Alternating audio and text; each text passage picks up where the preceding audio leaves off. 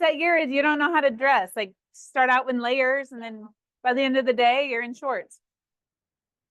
Yeah. It was very cold. It got below freezing this morning. I'll have 3 jackets in my truck by the end of the week. Exactly. Thank you.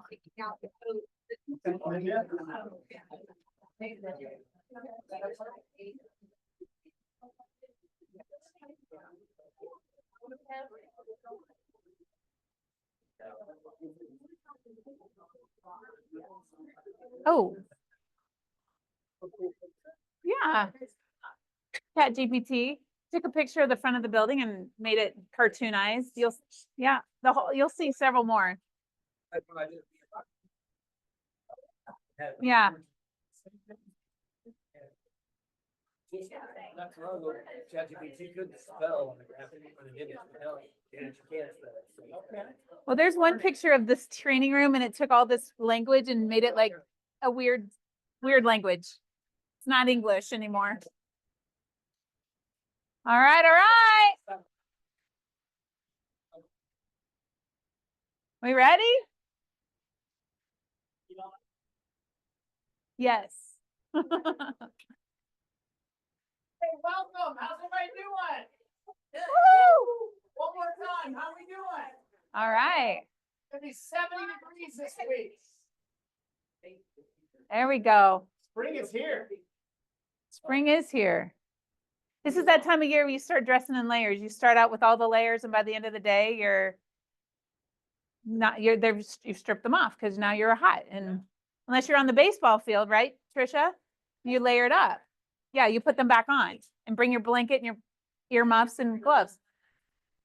All right, well, we're going to get started. We're excited for team meeting today. Excited to have Lonnie back joining us. Yeah. Lonnie's back. He remembered where we were, so that's good. All right, let's tell us something good. What's going good? What's going right? It's spring. It's weather. Warm weather is on its way. Spring market, all kinds of good stuff. But what's going good in your world? What do we got? Ryan.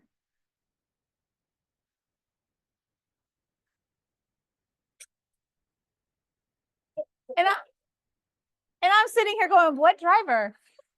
It took me a minute. I'm like, where's your driver? You have a driver? Yeah, I'm doing the same thing. It took me a minute. I'm like, golf. Next thing is the jet. Right. Well, good. I Call your driver Stephanie. What changed? I know. Yeah, I'm like, oh, okay, good. Ryan has a driver. Good. I guess that's a good thing. Yay. Yay, golf. Oh, Jake.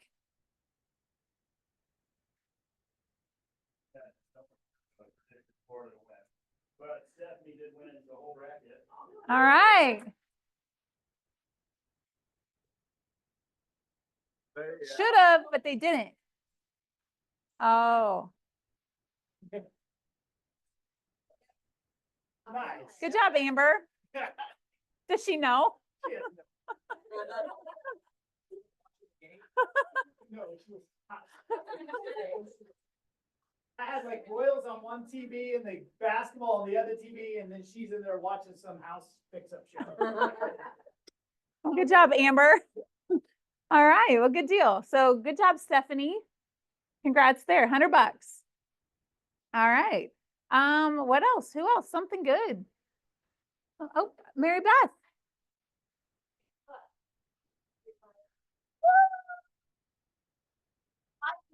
Don't be embarrassed. Why are you embarrassed about the buyer under contract? Why? Yeah. Oh my gosh. That's all in your head. Yeah. Yeah. We know how hard it is. Yeah. Hey, it took Brandy 6 months to get her first deal. That's true. It's true. That's true. All right. What else? It's true. All right. Personal business. Silas, what's going on in Pleasant Hill? Nothing. Okay. Nothing. Joanna's got something. Great. It's Perry. Every house we go show, he's my driver. That's awesome. I like it. I don't have to. I like it. I love that. Lisa. The whole family's going, so I'm always happy when I can get adult children together to do that, going to Savannah and to Charleston. I've never been to that area, so I'm pretty excited. All right. That's exciting. Good for you. Get ready Good to for eat you. a lot of rich food. It's fantastic. Oh, I love that. Yes. Okay. Good to see you. Anybody else? Big shout out to Lonnie. If you guys didn't see my post, the offer I had in last week for my buyer, right house for him, couldn't get the agent to call me back. Very, very difficult to even talk with. I think you bumped people 2 minutes the first time around. Lonnie shot over a text and I got a call probably within 10 minutes of you doing that. Good. And actually got the answers that I needed for. Perfect. Great. Perfect. Yeah, good job. Let's drill down on that. Yeah, no, let's do it. Nope, let's do it. Guys, there's a lot of knuckleheads out there. Would you agree? Okay. This operation that you were dealing with there, and by the way, I typically won't send a very aggressive text at anybody. It's not really my style, but I was kind of salty that day for a lot of reasons. And I was like, who is this gal? So I found out who she was anyway. And sent a text that was pretty direct as to how you play ball in this arena. In my 25 years in the business and being a member of the board of realtors for all these years, that's not how this is done. And apparently she called you. I didn't know she called you that quick, but that's great. And then she left me a voicemail too, which I chose not to call her back. Ha, showed her. But it is getting worse. It's not getting better. As you guys know, the number of agents in our industry ballooned up a little bit and has stayed there. It hasn't pilfered like everybody thought it would. So Mhm. with that, there's so many people out there that are and this is not a brand thing. So, I don't care. There's bad KW agents, okay? I'm not looking at anybody. But the reality is 50% of the agents are with independent companies. Most of them have no formal training or Right. very little. They have very little support because the broker's out there listing and selling houses. We just went through the data for all the independent companies in our county, looking to see who was Mhm. doing what. And it was eye-opening how little business is being done by these people. Therefore, they have no support. It's kind of a shame because Yeah. I wonder if they had support, could they do more business? Right. But the cause effect thing's kind of odd. But the reality is I've never seen it anything close to as bad as it is right now. Shelby and I were talking about one too the other day. By the way, there was probably a dozen in the time I was out of town. So I was gone like 12 out of 14 days. It just keeps going. So I hate to say it, the standard, the bar has been lowered. Okay. It's getting worse. I don't see any end in sight of this. And I don't know why that is. And by the way, it happens to me too. We put a cash offer on a deal in Prairie Village. Hmm. Again, independent company, 3-agent type operation. I never even got it. Hey, we got your offer. It wasn't, not even a response back. And we just kept hitting them with, hey, can you at least confirm we got the offer? Never did. And then 2 days later, it showed up as pending. And so finally I called the agent. I go, I'm just guessing we didn't get it. And she Oh, goes, man. no, it went to somebody else. And I go, hey, just as a matter of doing business, is it your policy not to notify people that you received the offer? Oh, no, I was just busy and my kids had track or, something going on, right? There's all that stuff going on. I'm like, that's just bad business. Yeah, it is. So anyway, I don't mean to harp on it, but I'm seeing these messages come in. Don't be shocked by this, okay? Right. And Shelby and I are gonna talk a little bit later, but sometimes even agents will tell you what to do. You ask all the right questions, you deliver, and then they still let you down, okay? So we're gonna see more and more of that. Don't let it drive you nuts. And if nothing else, it makes you realize you're in an organization that runs a little bit differently. Would you guys agree with that? Yeah, for sure. Trust me, we're not letting our people do that. If we get a call from another brokerage, one of our agents is not getting back to people, it's like the Yeah. first thing we jump on, because that is unacceptable. Even if you don't have any good news for people, tell them what you need to tell them, right? It's true. Brian? Just quick question. When you submit an offer, what's the process? What does that look like when you do that? Because you want to know that your offer got received. Sometimes emails don't go through, whatever may happen. What's the process? Do you have one in your business of what it's going to look like when you send that offer over? I mean, we call the agent, prime them, it's coming. We send the offer. We call them back, leave a voicemail. We send them a text message if they don't answer their phone. So they have all kinds of communication with everything, but send a carrier pigeon over to them. And the offer is in their inbox right now. And if they don't respond to that within an hour, we're gonna hit them again because time is of the essence for our clients and we're not doing our job If we're not up their ass, all right, we're not up their ass, letting them know that that offer is there, that we can get it. So be persistent when you're sending offers. If they don't want to pick up the phone, that's their fault, but send them messages and keep on them. I was golfing the other day and we had an offer come in on one of our listings and the agent she was sharp. She told me it was coming in on a Sunday morning. It went into my spam, so I actually didn't see it right away. But then here comes the text as I'm playing hole to hole going, hey, Lonnie, I know you're busy, but could you just let us know you got the offer? And I Right. go, let me stop at the turn and check my emails. And I figured it was in my, spam or whatever the hell that's called. And it was. And I'm, yep, we got it. Thank you. I'll circle back tonight and let you know kind of what we're thinking. Yes, Jeff. We got our resolutionary of unacceptable conditions form signed back at 9:57 Saturday night. That was the 5th day. Oh, I okay. was like biting my nails here. I was told on Friday we're supposed to get it back. Yeah. It's like pulling teeth. It is. Mhm. It's just, and people don't have the same. Yesterday, I finally got a reply. I'm sorry, I was busy all day yesterday. We closed on Thursday. Hurry up here. Yeah. Yeah. It's a shame, but expect more of that. That's what we're gonna have to do. And now, if people thought they were busy in January, February and all that crap, the chances are they're gonna be busier now. So, yeah, I don't see any end in sight. Don't let it frustrate the living heck out of you. We're all frustrated by it, believe me. But if you need us to step in and try to assist, that just happened to be a day, like I said, I was a little salty about some other things. And it was easy to lob that out, but, please don't expect us to do that all the time, but we're happy to try to help in some way. What is the best way to tell your client that? Yeah. You direct that to your client and explain that you're dealing with this headache. We Yeah. tell them that. You just tell them that.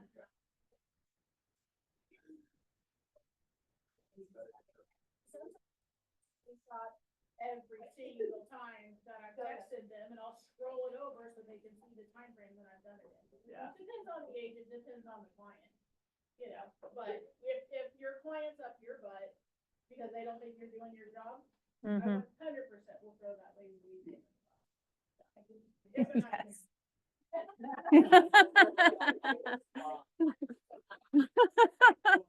There have been cases where agents in our office are co-oping, they're all excited, then all of a sudden, the shine came off of it really fast. Usually during resolution period. right? Yeah. You see, that's when all of a sudden our close buddy is now we don't look at him when we see him in the office, right? Oh, Yeah, But anyway, absolutely. nothing better than caring and sharing and complaining about agents, right? Let's do that. Can I share one real quick? Absolutely. Yeah. So, once a year I do a golf trip and I organize it because my friends are useless. And I take 8 guys to some amazing golf destination. It's, no, I actually do it. believe it or not. Yeah, I do it. So I pick the resorts or wherever it's gonna be. We've done Pebble Beach. We've done some of the best places there are. So this time we went to San Diego, a place called Torrey Pines. It's like a lodge, sits literally cliffside, beautiful. And, one of my friends was celebrating a big birthday, all that kind of stuff. So we had 8 guys. And I asked the guys ahead of time, it's expensive, I'll be perfectly honest with you, I have to save a lot of money to do this. But I asked them, can you mind if I just go over the top? And they're like, what, how much is over the top, Branson? That's the first thing they said, of course. And I said, hey, it'll be in this range. And they're all like, yes, do it. So I did it. We got this thing called the Gamble Suite. It's the largest suite that the place has. And it's about 2,500 square feet. It's at ground level on the 18th green of one of the most famous golf courses in the world.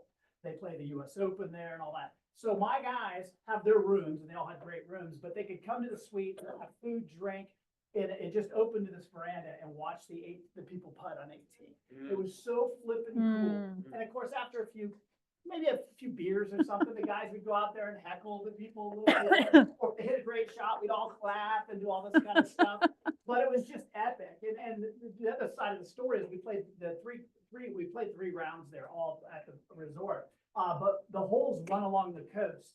And if you've ever seen San Diego, there's this thing called it's like a launch sport, but the people do those kites when they run off a cliff and just float. Have you ever seen those hang gliders? Okay, that's where that happens at Torrey Pines. So you get to this one part of the golf course and all the little hang gliders are floating above us as we're golfing. It was one of the most amazing things, one of those blue sky days too, and the whales in the background, all that kind of stuff. But anyway, really cool. I just That wanted to is share cool. That is cool. We Very did such a good. year of plan and get all these guys together. It sounds like it's worth it. Yeah, well worth it. Well, well that's worth it. good. That is something, last chance. And nobody I'm- got in trouble. Sometimes they get in trouble. That's good. That's good. They, He did. Oh, gosh. All right, Miss K.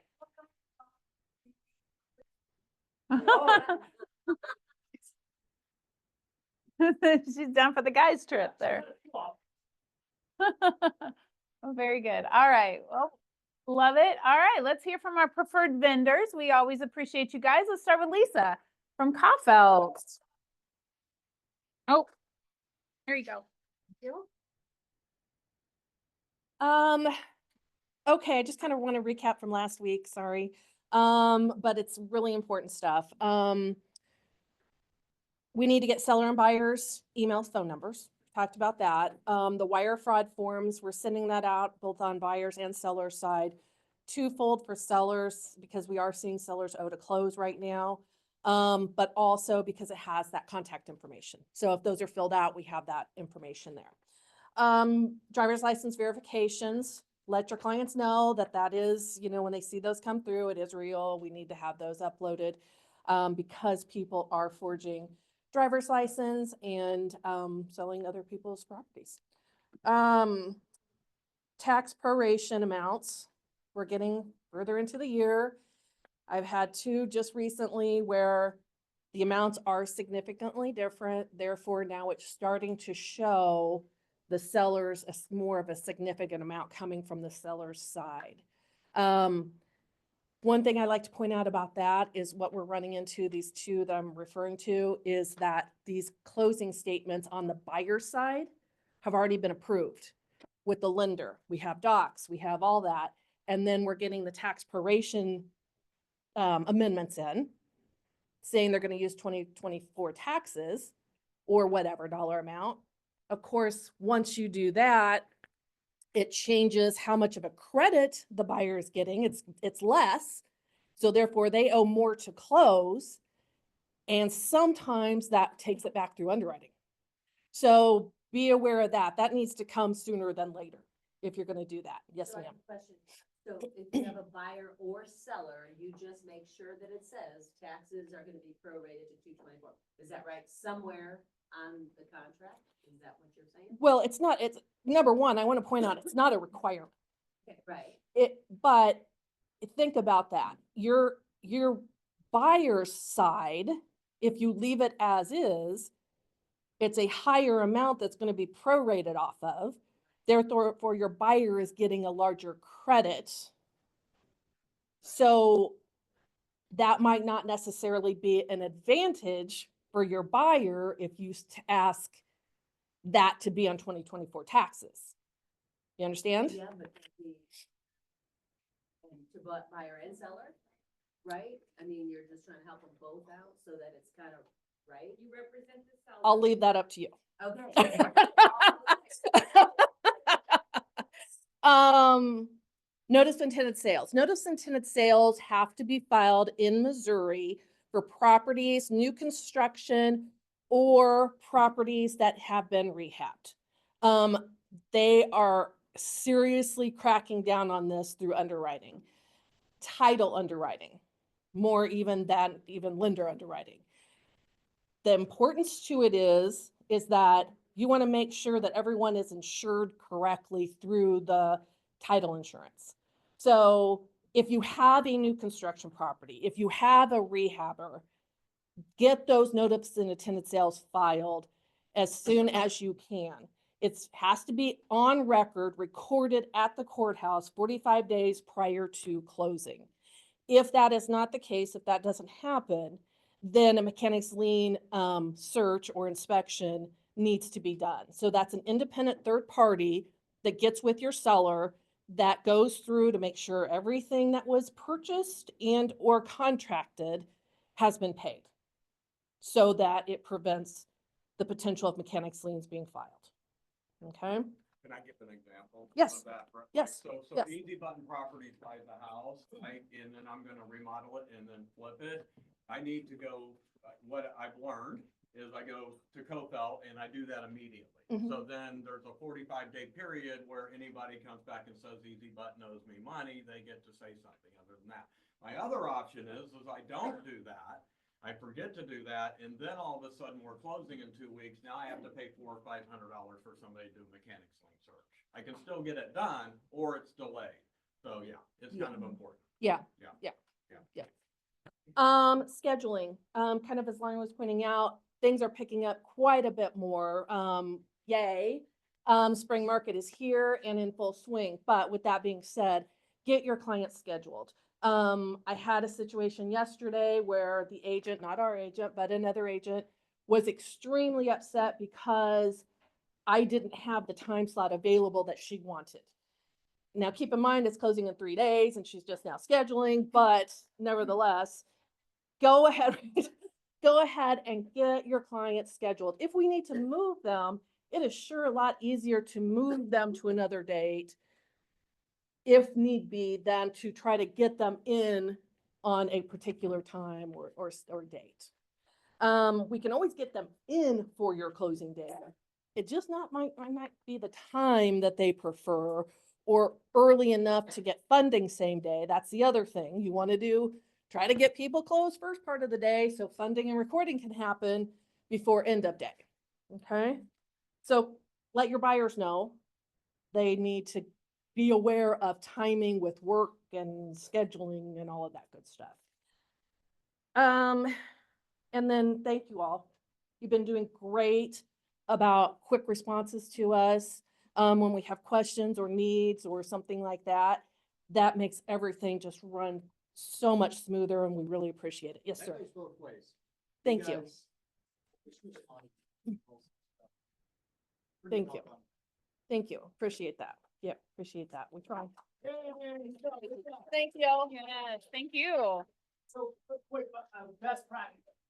Best practice on the listing side, what we did a few months ago, and it's worked out really smoothly, is we have an addendum with the listing. We have a seller sign it with a disclosure. It says taxes will be prorated based on 2024. It's out there, so when the agent shows our house, they write an offer, they see that. Guess what? On every one of them so far, they've signed it. Made it really darn easy. You guys get that? The one I forgot happened to be a deal I was doing with the 5 boys, and they were nice enough to work it out with me, which is good, because I was the seller. I was gonna get a hose for $300. Thanks, guys. That was John. That was John. Yeah, so Joanna, he just puts it in the supplements on the MLS. All right. So you don't just put it in the additional comments on the contract. You don't need it if you have an addendum, because you have, it's referred to in the actual. So in where Just all, like a seller's disclosure, it's a Okay, separate addendum. document. Okay, Now, some got people it. don't want more documents, I get that, but that was just really clean for us. Okay. And we Look just- up one of his listings and you'll see it in the Yeah. supplements. What's that? Buyer and sellers agree that tax prorations will be based off 2024 tax amount, and then I put the actual amount there, so there's no confusion as to what that amount is. There we go. There we go. That amount, kind of commitment, if you're already in the contract. There we go. Yeah, the deal we do, we're closing one Friday, so that's April, right? That means we're just 3 point something months into the year. The difference was $700 itself, okay? And by the way, if that's June, it's $1,400. Well, and really think about it too for your buyers, because your buyers' payments are based off the proration amount that the lender is using. And so that could be a couple $100 swing when we're doubling the tax amount. So that amount is applied monthly. Wow. It's good stuff, guys. That's why we do team meetings. That's why we bring great people in here. It makes us better agents. Todd Branson with Fairway. Let's give it up for Todd. So, who in here? What will you make fun of my lip?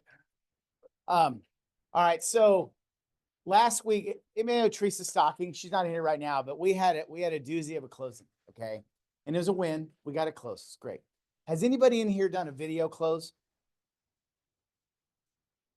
I called it Ron, remote online notary, okay? So we have, at Fairway, we have the ability to do a Ron closing, okay? So we have a whole Ron department. I, being old school, don't even really go that route, but we had a situation where we had a buyer that, you know, kind of a doozy. In August, he got pre-approved to build a house in Creekmore and was going through a divorce, had 5 houses he was going to sell, all the things that were, you know, I'm like, hey, all these things got to happen before this house is done so that I don't have to count 5 houses against you, and your divorce needs to be completed, and I need to know what your child support is, you know, all the things, right? So go to January, and Teresa calls me and says, dude, she uses dude a lot. She goes, dude, you need to talk to our buyer because nothing is happening the way he thought it was. So as a loan officer, I'm like, get in here. Let's go. Well, divorce not final. Guess what? She's not willing to sign anything. Of the 5 houses, they've sold 3. All money is sitting in title companies, hundreds of thousands of dollars in proceeds. She won't sign for it. So it's a mess. So now he doesn't qualify. Shocking. I know. She's an agent, so don't let not in here, but she's a realtor. And he's a jerk. So it kind of goes both directions. So candidly, it comes down to he didn't qualify for this house anymore. Okay, so I have to gently say you need a cosigner, and so he doesn't want a cosigner, and he wants to figure out ways around it. And of course, he seems to be more knowledgeable about the mortgage industry than me. And that goes over well too, by the way, when people tell me that they're better at something than me in the mortgage world, really. So anyway, we worked it out. I got mom and dad on. Mom and dad live in Jefferson City and have no technology experience whatsoever. So I'm going to add them in and without technology. So you can kind of see where the bumps are going to start hitting, right? So mom figures it out. Dad can't spell laptop, can't spell anything. So son is able to help him through everything, except right before closing, I'm like, okay, now everybody's going to be together in Kansas City to close this, right? Because we got it all figured out, got it all worked out. I mean, believe me, the hoops were crazy. And then it comes down to like 3 days before closing. Oh no, my mom and dad can't come down to close. So now I'm like, holy buckets, what are we going to do with that? So then it's well, if dad's with mom, then mom can figure out how to do it. We'll just do a remote closing. It'll be all fine. Mobile notary, it'll be okay. No, dad's in Branson, mom's in Jeff City, son's in Lee Summit. So I have no technology, 0, like less than Lonnie is the dad. And then I have mom who's adequate, and then son who's an IT guy. So he can figure everything out. And I'm like, you can't do this for your dad, So anyway, I check on the RON closing, the remote online notary. And I've never done one my entire career. I know it's only been around a short period of time, but I got permission to do it on it's conventional primary residence. And I got permission to do it from our RON closing department. And they set up a video conference with all 3 parties at the exact same time.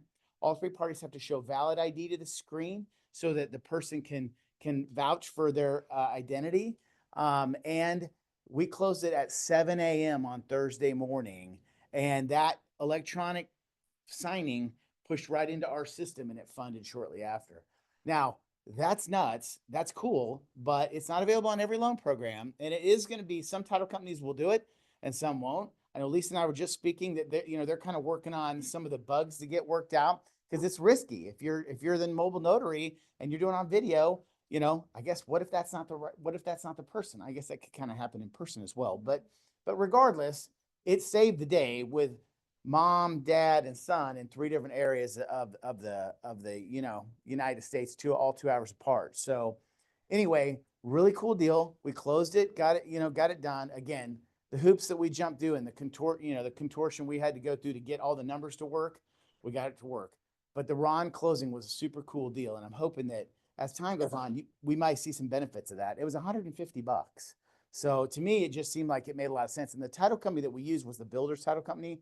And after they did their research, they were willing to do it. So we'll see how that goes. But I kind of think that's cool technology and a cool feature that if your people are not around, and you know how we do mail out closings, maybe this could be something that would be eliminate the mail out.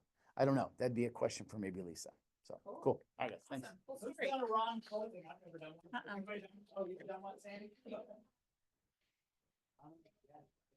Anybody else? Okay, so we're Cool. really early stage. Very good. All right. Yeah. Military guys and gals or whatever, if they're, their way, and there could be some things that could fall into place. All right. Good deal. Appreciate you sharing. Let's see. Pillar to post. Is it you, Jordan? All right, it's Jordan. You just gotta use a little thing so people at home can hear you. So I'm sure a lot of you have already heard about our tools that we have that kind of come with the inspection. So we have the estimate guide that comes with every inspection. That covers all of the summary items that we have. So basically what it does is the client will get a report on that, and it will give them kind of an estimate on how much it would cost to, repair or replace any of those things on the summary item. It's not a company that's going to come out and fix those items. It's just going to give them an idea of how much it would cost for them to fix that So, if they're looking at something on the summary and they're thinking it's going to be crazy expensive, once they get that estimate guide, maybe it's only a couple $100, so it would kind of put them at ease for that. Then the other thing that we have is Pillar to Post Connects. So what that is, it would contact the client about 2 weeks after the inspection. And what they're going to do is they're going to help them transfer all of their utilities from their previous house to the new one that they're closing on. So that kind of it's another step that would help them, have to do one less thing, or someone has to look up phone numbers and all of that. Pillar to Post Connects does all of that work for them. So, but yeah, that was really about, yep. Really good. Good stuff. Thank you, Jordan. Very good. We appreciate these guys. Apex, State Farm, or I know Royal's not here. Am I not? Okay. Again. Okay. Well, and JW's out and about. He said he's across town today. So, all right, moving on. Let's see. All right, I'm actually gonna hit this later because I've got slides for everything. Just a heads up, I can't believe we're already at Good Friday almost. The office won't be staffed on Friday, April 18th. Just keep that in mind.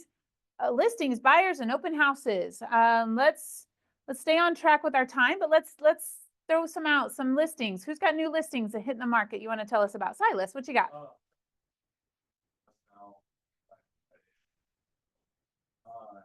It's on 3 acres of Woodland Acres. That'd be, northeast of town. 5-bed for that, just under 4,000 square feet. And that's a JFE home, beautiful home. And the owner worked with Chris a little bit. They did some customizations. The 3-car garage is suspended, also walkout, so that could be really a 6-car garage. It's also a ranch, so it's a reverse 4.5, and a ranch where there's 2 beds. It's like an office bed on the main floor, but that one anyway, it'll be at 835. Awesome. That's a good one. That's a good one. And he said nothing was going on in here, Pleasant Hill. Very good. Laura.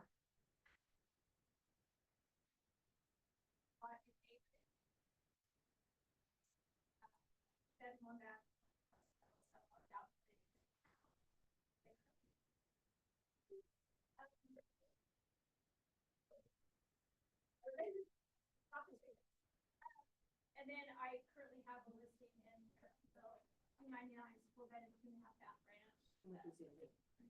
How much was the Pleasant Hill one? Be determined. To be determined. Yes. Okay. And then I have fire meat.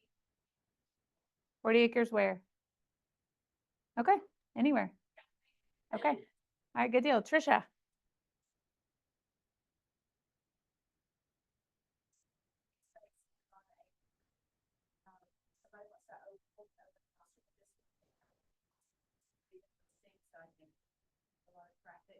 Got a lot of traffic on Facebook, but I have a baseball game. Good deal. All right, Joanna, what you got? Got, in Morning View, we've got, 519, Galaxy, and that's going live on the 17th. Cute little 2-bedroom, like just Morning View. 269.9. We're getting a new roof put on this week and all new carpet, so it's gonna be nice. And then we got one coming on also on the 17th, 700 South Sunset in Evanbrook, 4-bedroom, 3-bath. It's gonna go on at 320, and Nice. that's on the 17th. Good deal. Good job.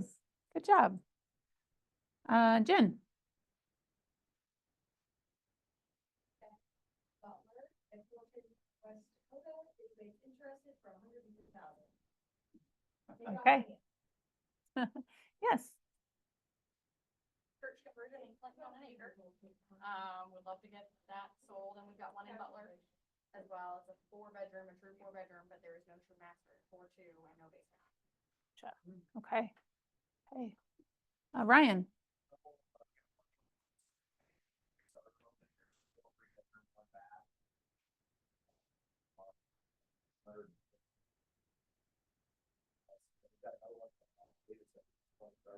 That's gonna be in Tuscany there in Victoria, the 3-bedroom, 2-bath ranch. It's gonna have new carpet in the flow. We're getting it all cleaned up right now. Basement is unfinished, so tons of opportunity there, and that we hit the market at 3 and 4. Nice. Very good. Very good. List, buyer needs? James? They pretty flexible location, either Pleasant Hill, Harrisonville, Lee Summit, One Jack, Green Valley, up to 285, and then Harrisonville up to 230. Okay. Okay. Trisha? Raymore or Belton with pre-approved clients at 300 who need a little bit of closing costs. So if you have one coming, I have someone that's looking. I can. Gotcha. Okay. Good deal. Lonnie, you got anything? Yep.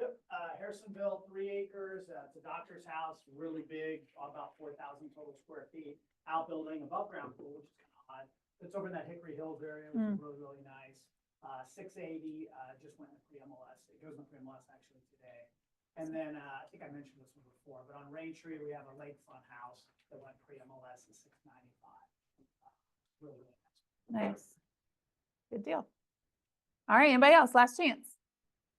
Don't forget, you can put it in the Facebook group. Definitely throw your stuff there and let us know what you got, what you need. All right, Culture Committee. So Stephanie Finn is going to come on up and tell us about Red Day. So give it up for Stephanie. Well, you got to have the thing.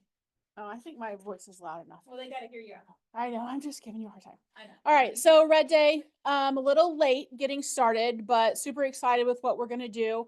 We're gonna go down to the Ronald McDonald houses, and they have multiple houses now. So they have Longfellow, Wiley, they have one actually inside of Children's Mercy, and there's another one at Overland Park Regional, but we're only gonna do the 3 that are downtown in that similar area. And we're gonna prepare lunch, and then we get to serve the families as well. So in case you don't, I'm sure everybody knows about Ronald McDonald House, but families get to stay for free if they live a certain miles away from Children's Mercy.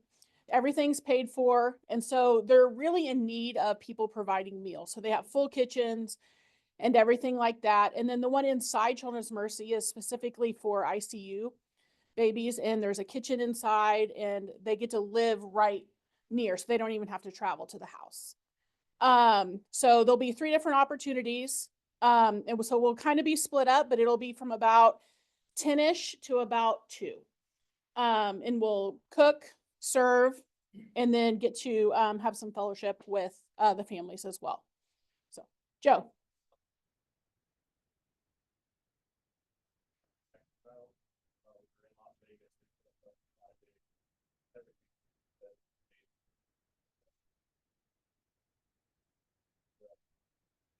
Mhm.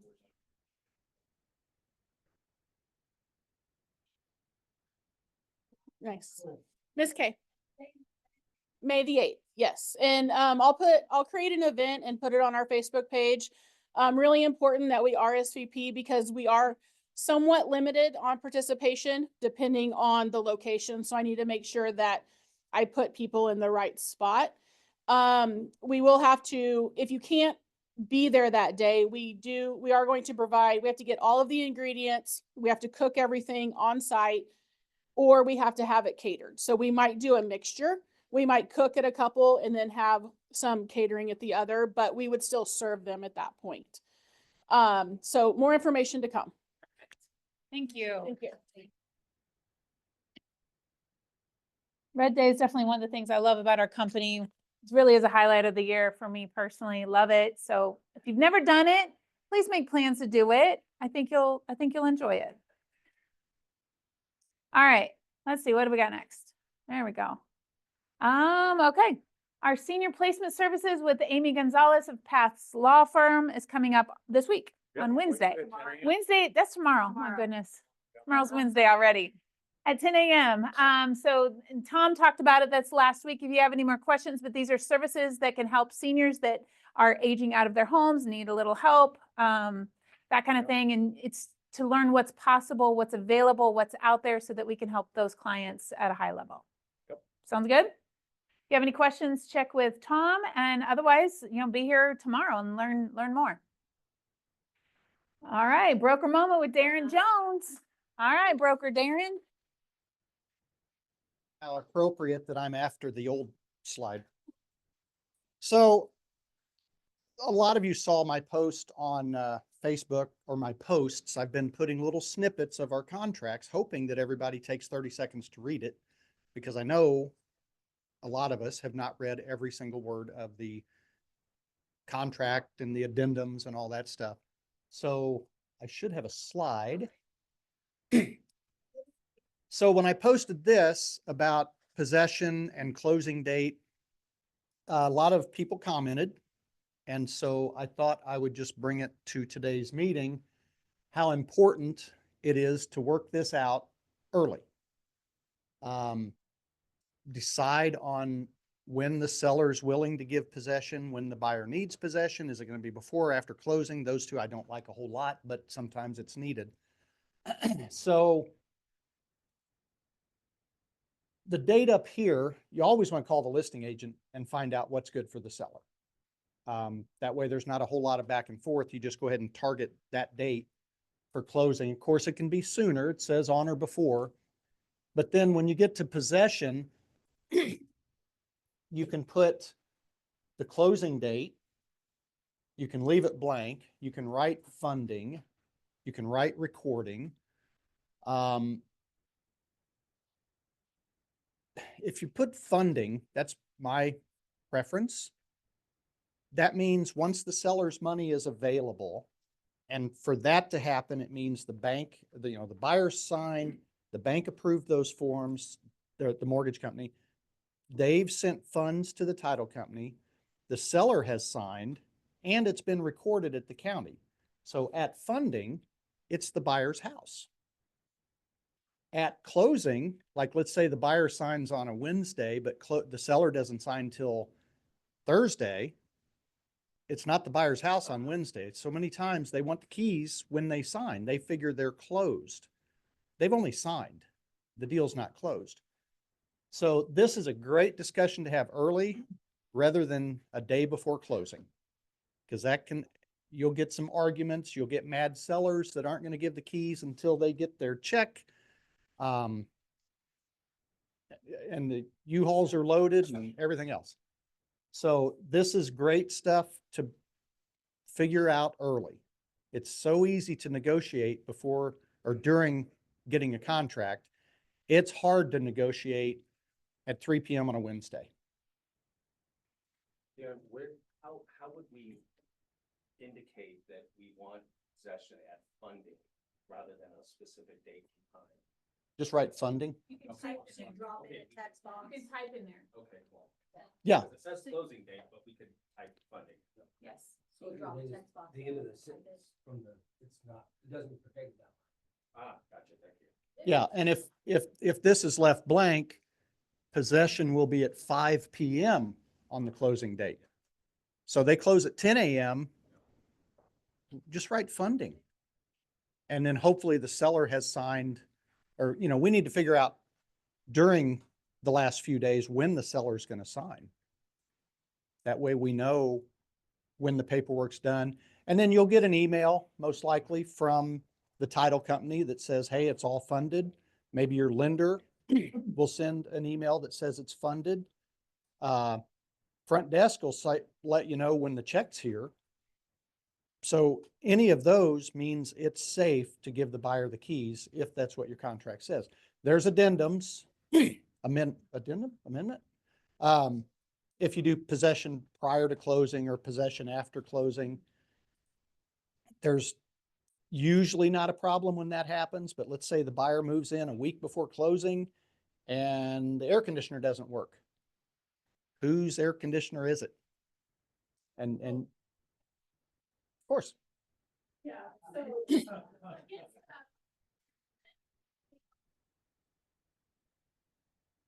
Really be careful with the wording on the occupancy prior to closing, because it says in there that the buyer will take the house as is in its current condition.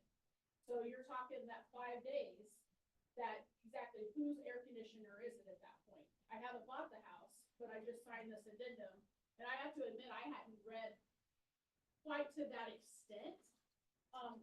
But it's usually a problem more than it's not. It's a problem. It certainly can be. We've probably done two.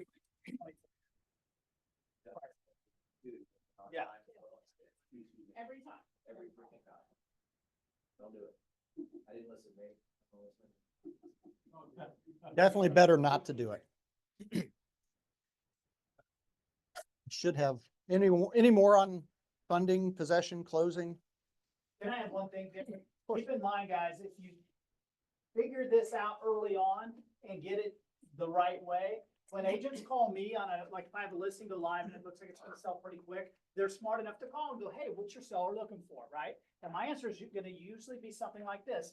No, they're looking for closing around 30 to 40 days. That's about the right timelines that'll work for them.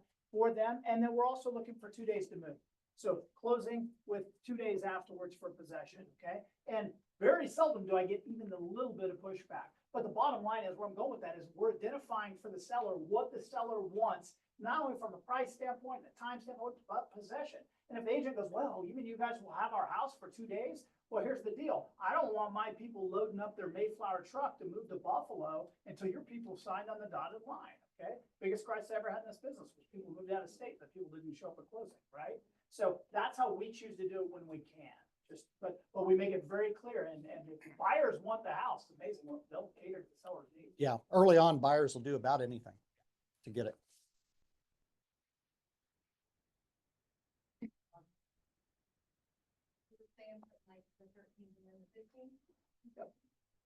It's possible when needed. If I'm representing a buyer, I want them in at funding, if possible, but there's always those cases Sure. where If it's a somebody, multiple offer, you're probably gonna do what the listing agent says the seller's looking for, right? Like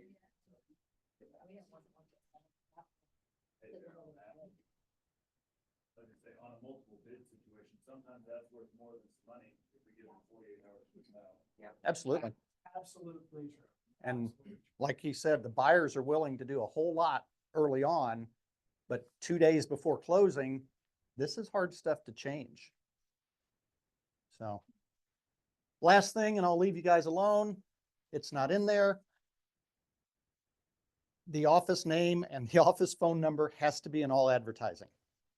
You can't, if you post something and you don't put in the office name and the office number, it makes it look like you're just a member of the public doing a for sale by owner or something like that. MREC, KREC, they don't like that.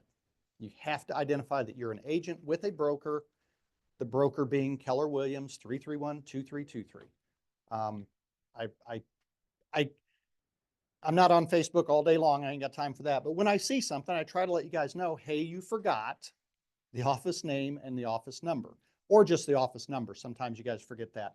It's supposed to be there. So I just want it, if there's a complaint against any of us, for anything, I mean, any of us can do something wrong. Member of the public or another agent might make a complaint to KREC or MREC. The first thing they do is they'll look at your social. They're going to look at your fictitious name registration, if there is one. They do all that stuff. When you get a complaint, you get dissected by them. Then they're going to send you a letter saying you got this complaint. And oh, by the way, you don't have a fictitious name. Oh, by the way, we found this advertising that is, you're misrepresenting yourself as a for sale by owner or not, or as a member of the public, not that you're an agent with a broker. So I just trying to get us all thinking in that direction for the day we either get audited by either state or if somebody gets a complaint against you. Thank you for pointing out when I have not done that. Appreciate that. It's the highlight of my day. I try to. Right, appreciate it. You wanted it. So I want to be super careful, not just in advertising specific listings or things like that, but if I'm talking about real estate, I'm explicitly talking about real estate, the office, our team. Do you want me to put that on there? Is that necessary? Should I just go ahead and be super careful and just do it anyway? What do you recommend? Like putting it where? What do you mean? So like on Facebook. So like if I put the bar graphs that show us crushing every other brokerage in Cass County, do you want me Yeah. to explicitly put that on? Because you're advertising. Okay, Even if it's not paid, it's still. it's not a listing, but even so, Err on the side of caution. Yeah. Well, you're advertising yourself, basically. and promoting the office. Mhm. I just want to be careful of it. I think so. We haven't been scrutinized on that in a long time, but when it happens, I'm telling you, it's flipping ugly, okay? And so then you're gonna come to us and you're gonna be in tears and all this stuff, and we're gonna go, how many times do you think we talked about that? Right. So we could care less, honestly. We don't need Southland's name out there. We do pretty good on our own. Would you guys agree? But we're just trying to help you cover your, you know what. Would you guys agree with that? Okay? Yep. So And, it's a. and why not pair yourself with the Yes. largest company in the whole freaking world? Right. Yep. In my I opinion, forgot on one recently. And for clarity, it does have to say Keller Williams Southland Partners LLC, since we're independently owned franchises, like what? You know, it says Keller Williams Southland Partners LLC, and then our phone number. We've got the fictitious names registered. We do. Well, Keller, this office has several. I don't put the LLC logo. You don't? No, What do you put? I just put Keller Williams. Let's look into that. That's worth looking into. Bottom line is, that probably wouldn't be that big of a transgression, even if it had to be that, because you've at least made an effort to let the public know that you're a real estate agent and brokerage, right? But, hey, one more thing on closing and possession. You guys bust your butts to help people move. You cleaned out a septic tank. I mean, you guys are doing all this crazy stuff to give this amazing service. Guess what happens at closing if this isn't done right? And there's a skid market closing with your buyer or seller. That's the last thing they remember, okay? You busted your butt, you loaned them money, you did all these different things, you found contractors, and this is what they're gonna remember. Yep. They're gonna remember they were sitting out there in a U-Haul in the driveway and couldn't get the keys to the damn house, right? True. Something to think about. True. Something to think about. Well, especially multiple offers, we're just throwing these out as quick as we can. We're like, throw some dates on it and throw it out there and get your offer in and not realizing, or maybe not thinking it all the way through and having those conversations with your buyers because they're just excited about the house. They hope they win it. And then, now they accept it. It's a contract. And those dates that you put in the beginning under maybe rushed circumstances are now binding. So something to think about. All right. Love it. Thanks, Darren. All right. Wealth Building Club. That's coming up next week. So we've been talking about this. It's going to be at 3 p.m. So it's an afternoon. This will be our first one. There'll be some brainstorming and whatnot, but this is a way that you as an agent can learn how to build your wealth using real estate and all the different ways that means. It doesn't just mean flipping houses or buying rentals. There's so much more. And so we're going to be brainstorming that. The first one's April 16th, next Wednesday. We're going to be here. And we'll kick this thing off. And then after we meet and do this for about an hour and a half, we're going to slide over to Johnny's Tavern and have a happy hour afterwards. So, Brian's buying. right. Okay. Thanks, Ryan. What's favorite? Yeah.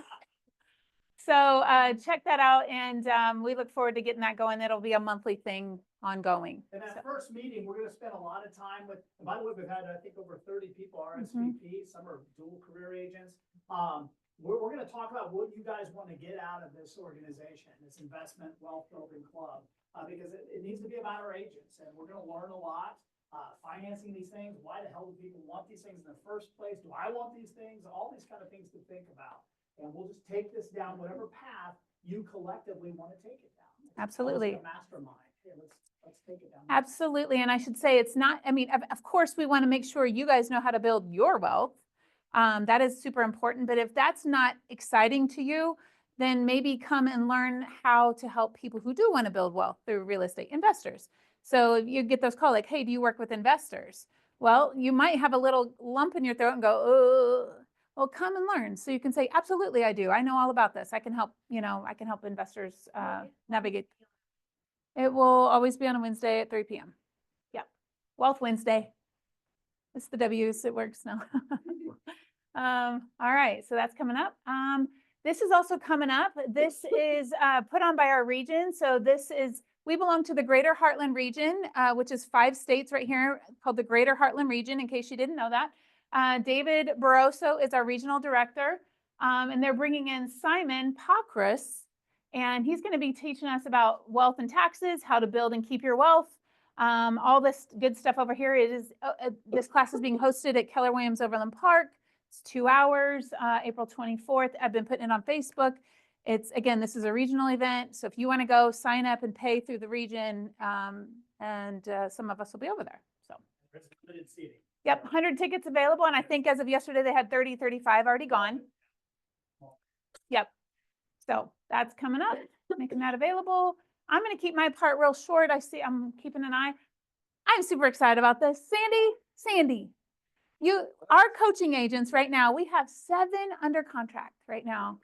So Mary Beth is a part of that. Anybody else in here? I think all of the rest of them they're working on their files. They're cleaning them up, submitting commission letter requests, all that good stuff. So, yeah, we're just, Steve, you've got one. You've got one of these, and then you're working on another buyer. So what should soon to be 2. So it'll soon to be 8. So anyway, Sandy and I are super proud of our agents and how hard they're working. They're writing offers. They're learning so much. What's that? All right. Add it to the calendar. Hi. Music provided. All right.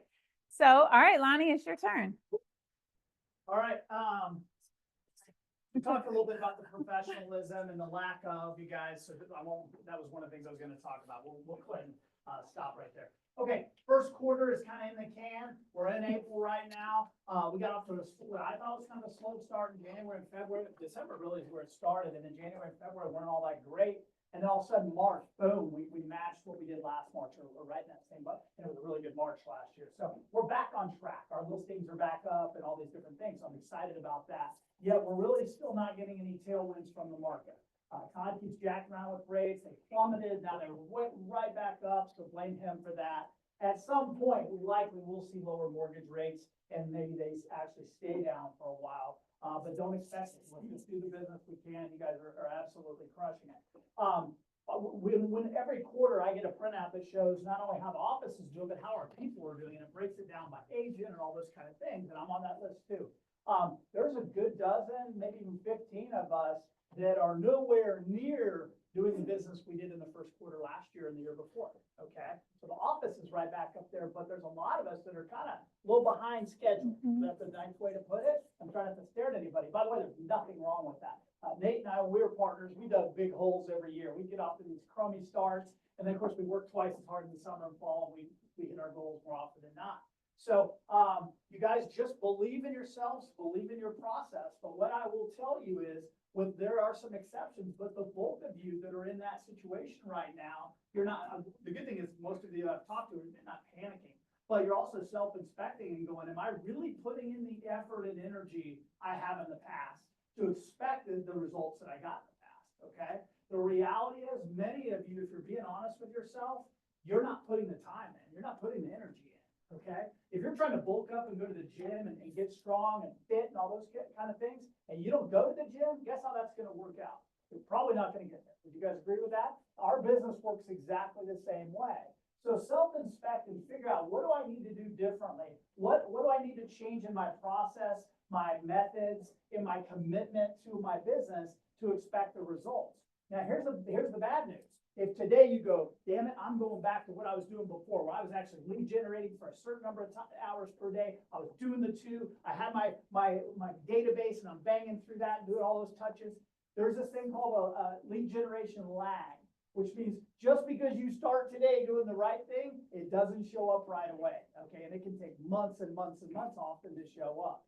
So you've got to figure out what that's going to look like fast to start seeing things turn in your favor. I was talking to a few of our agents in the last week or 2 about their being well behind their goals, and they're kind of excited though, because they're like, hey, good news is I've written a couple contracts, got 2 listings of pre-MLS, and you can see they're going to get right back on track very, very quickly. But the reality is, most of us aren't doing the work we need to expect to get back on track, okay? Does anybody kind of want to be honest and tell us, Joe, tell us about your situation?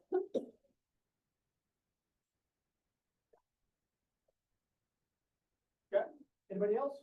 Yeah, Brian? Yeah.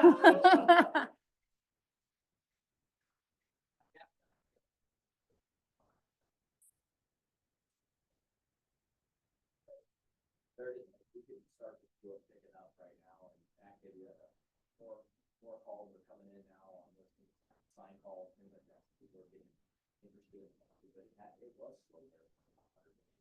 Yeah.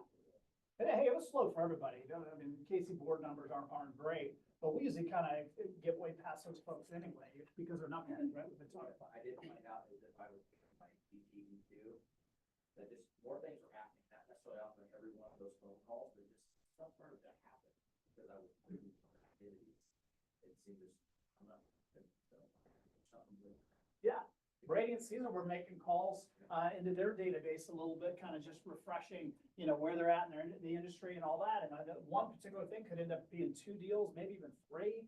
You know, not today, right? Right. One's in pre-MLS, so how about that? One's in But pre-MLS. you guys, we gotta do the work to expect the result. Now, when the market's really good, sometimes we don't do the work and it shows up anyway. And we're patting ourselves on the back for these amazing awards and all that we get. But if we really look at ourselves in the mirror, we didn't do the work. A lot of times good fortune just lines up too, John. Yeah, and at least in our business, the 36 kilograms is 72 now. So it's taking us twice as many touches to get the same results as what we did 2 years ago. And we literally broke it down, and you know that. So James and I, we're not talking to them twice as much to get one deal closing, then it's not gonna close. Yeah. Yeah, I think we also got to figure out where are we going to be productive and have a chance for success. To you guys' credit, nobody more than you shows up every single day ready to do this thing. And it served you really well. You guys have had an amazing run and will continue to do so. We need more of that. We need more people trying to figure out what is their jam. I don't care if you work from home or in your car or what you're going to do, but find your place, your happy place, and get after this thing, okay? This is a very productive environment in here. In fact, some of our agents are starting to find success. They're starting to get cubicles. They're over here working in the training room when we're not doing training, that kind of thing.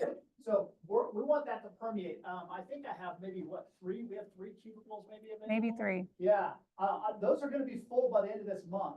For, what are they, $25 a month? 35. I think I would know that. But no, but the reality is what's gonna make you effective? What I've found in the past, that most people, if they're paying $35 a month or 75 or a private, they're Mhm. usually gonna use it. Yep. Well, there's some exceptions to that. But the reality is they're gonna use it, and that's gonna be their little happy place to get the job done. If they'll leave the comfortable confines of their house and get in here, they feel almost obligated to spend some time working on this business. Okay? Mhm. Sure, they can walk around and high five everybody and talk about the Royals and Chiefs and those kind of things. That's fun too. But the reality is they're gonna see other people doing productive things. It's kind of contagious. Yes. So I want to, as we get into the spring, and I thought about this when I was out of town, I want that ramped up again. I want people in here talking about real estate deals, things that are going good, things that are not going good, so we can share our successes and our failures and kind of just ramp this energy right back up again. That's right. Now, again, if you guys can rock and roll from home, good for you. We have some people that do it at an extremely high level, Scott Swaggart and Brandon and all these different people. But the bulk of this, that's not gonna work for us. Or we've tried that. Where's Jake? Is Jake here? Jake, was it yesterday? We were talking about that. You're like, I'm kind of kidding myself. Sometimes when I'm home, I'm maybe not as effective and productive as I think I am, right? Something along those. Busy, Yeah, you're busy. doing laundry and then the dishes. TV's on. Kids and everything. You're the only one, Jake. It's just you. It's just you. But the reality is, especially if you talk about top producers or people doing this at a really, really high level, most of them are very, very engaged in the market center where other people are doing it at a high level. Something to think about. But again, if you can do, like I said, I don't care if you do it from your lake house or your car or whatever, doesn't matter. But find your place to be productive and stick to a plan. Is that cool? That's gonna help a lot. Especially people that are kind of concerned because you've got off to maybe a little slower start this year. Don't throw your goals away, by the way. When you get off to a slow start in this industry, how fast can this thing change? Okay, I don't know, but yeah, it reminded one of these. That's exactly right. There's times that I'm thinking, man, I've lost my touch. I didn't get hired in the last 2 listings. This buyer's not gonna get pre-approved. We have lost our touch, right? And a week later, we're seeing zippity doo dah because we got 2 new listings coming on and 2 buyers getting pre-approved to come. So it can change really, really Mhm. fast, but we're in there we're lifting the weights. And Annette and I are out there lifting the weights. We're doing the activities. They at least have an expectation that the phone will ring with productively. You guys get that? Sandy, did you have anything to add? Okay. Yeah, that's that. Okay, here's a thought. I want you guys to think about this and we'll have a real honest conversation. I was gonna talk about it in mastermind, but now that we have such a good turnout today, I want to talk about it over here. As realtors, we have a listing, it's an exciting listing, gets multiple offers, goes to contract. First thing we're gonna do as agents, we're gonna post it on, hey, I sold this house in 24 hours with 7 offers, all this stuff. I love all that, by the way. Do not do this. Do not say 5,000 above list. Okay? Why would we not want to say that? Huh? Well, and if it falls through, then you have another offer and, yeah, Here's why. I know. Yeah, so I have the listing at 300,000, we sold it at 310, Lonnie Branch Real Estate puts it out there, how cool we are and all that stuff. 10,000 above list, 7 offers, we're patting ourselves on the back, it flips back on the market, okay? My post is out there, people have seen it, because we get it out to a lot of folks, including a lot of agents. They now kind of know what that previous deal sold at. Therefore, I've just set a governor in a way for that seller. You guys see that? Could that make a seller really upset? Okay, especially if they thought there were multiple offers. Man, that could have went 320 on, something like that. Now, this might be a rare occasion, but I see us do that. And when I say that, we've done it. You guys have done it. I see it posted all the time. I don't think putting the dollar equivalent is a good idea. Now, is there anything wrong with saying it's sold above list? I don't think so. But putting a dollar equivalent, I think, is not in your best interest. Jen, did you have? Because that's what I always, that's the reason why I don't put a dollar amount, because normally I pick the one where it says we can disclose if there's offers that came in, but not a dollar amount. Totally the different terms. thing here. Yeah, this is just how we react to the successes that we have right now. That's what I'm gonna talk about today. I just want you guys to think about what you're posting there. Nate, anything to add to that? Or is that- I think it's good to be excited, but I also don't like to invite any Pandora's box into my life. Yeah. So I think being excited, saying, hey, we represented ourselves, did a great job, got on the contract fast. I don't see any benefit because nothing is real. Yeah, Right. yeah. This, again, might be kind of a one-off, but I think these are the kind of things we need to be thinking about to kind of cover our rears down the road. You guys are you'll probably do 80, 90 deals the next handful of months, maybe even 100 deals. That's a lot of transactions. We get rocking and rolling. There's a lot of energy and all that stuff. We're excited about especially when we crush it for somebody. We just need to kind of think through those sorts of things. We've all had multiple offers and went above list, and we've had deals come back on the market that did that. We've told the public what that previous deal sold for, we just put a cap on how it's gonna work the next time, in my opinion, right? So what's the pain waited 10 days in the Petco's traffic inspection, right? Because Yeah. when you get multiple offers and we're in the certainly seems super high. Yeah. I think all buyers remorse. Yeah. I always get my. Yeah, yeah. I think the dollar amount, though, should never be part of it, because, yeah, because you technically, again, have told the public what this sold for and said it. Oh, if we're doing our marketing right, we're probably putting it on there, just listed. We've already put that out there, so they know what date that is. They can see when we're under contract, just don't, like, you said, don't spike the football too quick.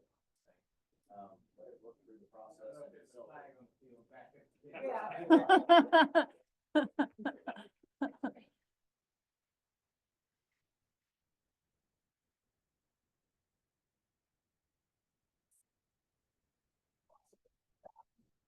I just worry about the seller who sees by the way, your sellers are your Facebook friends, and they see you posted out there that it went $5,000 above or 10 or whatever the number is, right?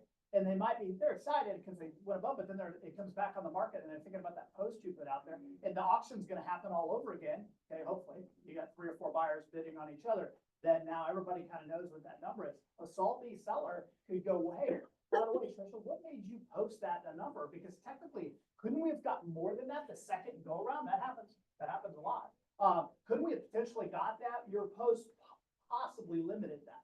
That's how you could have a seller infraction. And if nothing else, then you could lose the confidence of the seller.